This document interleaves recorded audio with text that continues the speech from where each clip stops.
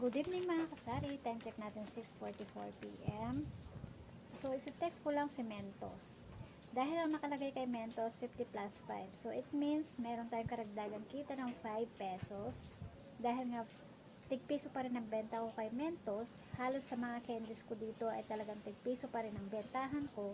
Sa mga ibang kasari ko ay 3-5 na or 4-5 ang kanilang mga candies. Pero sa akin, piso pa rin kadalasan. Dito pa lang sa dagdag kita natin ng 5 pesos ay happy na tayo bilang small business owner.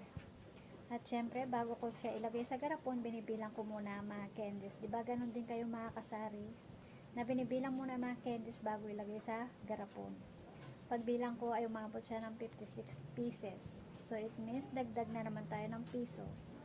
Kaya mas lalo pang nadagdagan ng kasiyahan ng inyong tindera.